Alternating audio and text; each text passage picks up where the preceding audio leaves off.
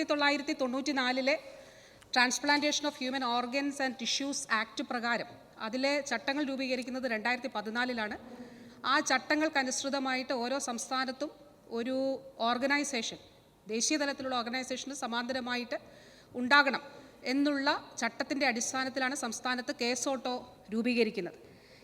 ഈ സർക്കാരിൻ്റെ കാലഘട്ടത്തിലാണ് സർ കേസോട്ടോ രൂപീകരിക്കുന്നത്. 95 ചാരിറ്റബിൾ സൊസൈറ്റീസ് ആക്ട് പ്രകാരമാണ് ഇത് രജിസ്റ്റർ ചെയ്തിരിക്കുന്നത്.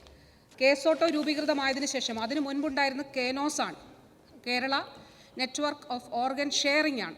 അത് മരണാനന്തര അവയവദാനവുമായി ബന്ധപ്പെട്ട് മാത്രമുള്ള ആശുപത്രികളെ ഏകോപിപ്പിക്കുന്നതിന് വേണ്ടിയിട്ടുള്ളതായിരുന്നു. ഇപ്പോൾ നിലവിൽ കേസോട്ടോ നിലവിൽ സംസ്ഥാനത്തെ അവയവമാറ്റ പ്രക്രിയയിൽ പ്രത്യേകമായി മരണാനന്തര അവയവമാറ്റം, അവയവദാനം, അതോടൊപ്പം തന്നെ ലൈവ് ഡോണേഴ്സിൽ നിന്ന് അവയവങ്ങൾ ദാനം ചെയ്യുമ്പോഴുള്ള ഈ പ്രവർത്തനങ്ങളെ ഏകോപിപ്പിക്കുന്നതിനുള്ള ഒരു സംവിധാനമാണ് കേസോട്ടോ. നിലവിൽ വന്നതിന് ശേഷം സർ ട്രാൻസ്പ്ലാന്റുകൾക്ക് സമയബന്ധിതമായി ആ സെൻറ്ററുകൾക്ക് ഇൻസ്പെക്ഷൻ നടത്തി ലൈസൻസ് കൊടുക്കുന്നതിന് കഴിഞ്ഞിട്ടുണ്ട്. ഇപ്പോൾ സംസ്ഥാനത്ത് നിലവിൽ 49 ട്രാൻസ്പ്ലാന്റ് സെൻറ്ററുകളാണ് ഉള്ളത്. ഇവിടെ ഉത്തരത്തിൽ പറഞ്ഞതുപോലെ 2023 ജൂൺ മാസത്തിൽ ഇതിനു വേണ്ടിയിട്ട് ഒരു പ്രത്യേക വെബ്സൈറ്റ് രൂപീകരിച്ചിട്ടുണ്ട്. സാർ, ദേശീയ തലത്തിൽ ഇപ്പോഴും ഇതിനൊരു രജിസ്ട്രി ഇല്ല, എന്നാൽ സംസ്ഥാനത്ത് നമുക്കതിനൊരു രജിസ്ട്രി ഉണ്ട്.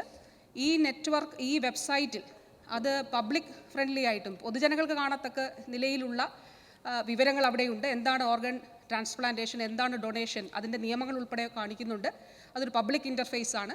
അതുകൂടാതെ ആശുപത്രികളിലേക്ക് രോഗികൾക്ക് ആശുപത്രിയുടെ ലോഗിനിലേക്ക് അതിൽ ലോഗിൻ ചെയ്തുകൊണ്ട് അവരുടെ വിവരങ്ങൾ എൻട്രി ചെയ്യാനായിട്ട് കഴിയും. സർ, എല്ലാ ആശുപത്രികളും ലൈസൻസ് എടുക്കുന്നു, ഇതിൽ രജിസ്റ്റർ ചെയ്തിട്ടുണ്ട് എന്നുള്ളത് ഉറപ്പാക്കാനായിട്ട് കഴിഞ്ഞിട്ടുണ്ട്. ഈ 49 ആശുപത്രികളും നിലവിൽ ഈ വെബ്സൈറ്റിൽ രജിസ്റ്റർ ചെയ്തിട്ടുണ്ട്. സർ, ഇതുകൂടാതെ വളരെ പ്രധാനപ്പെട്ട കാര്യം, ഈ മേഖലയിൽ കൃത്യമായിട്ടുള്ള ട്രെയിനിങ് നടത്താൻ കഴിഞ്ഞു എന്നുള്ളതാണ്. അത് തുടർന്നും പോരുന്നുണ്ട്. അതിൽ ജില്ലാതല ഓതറൈസേഷൻ കമ്മിറ്റിയാണ് ബന്ധുവേതര അവയവദാനത്തിന് അംഗീകാരം നൽകേണ്ടത്.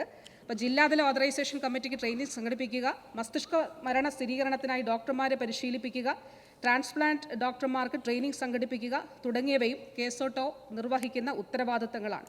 സർ, അതുകൂടാതെ കേസോട്ടോ സമയബന്ധിതമായി ഓഡിറ്റിംഗ് കൂടി സംഘടിപ്പിക്കാറുണ്ട്. മരണാനന്തര അവയവദാന ക്യാമ്പുകൾ വിവിധ സ്ഥലങ്ങളിൽ സംഘടിപ്പിച്ചു. ഈ വെബ്സൈറ്റിൽ തന്നെ നമുക്ക് നമ്മുടെ അവയവദാന സമ്മതപത്രം അപ്ലോഡ് ചെയ്യാനായിട്ട് കഴിയും.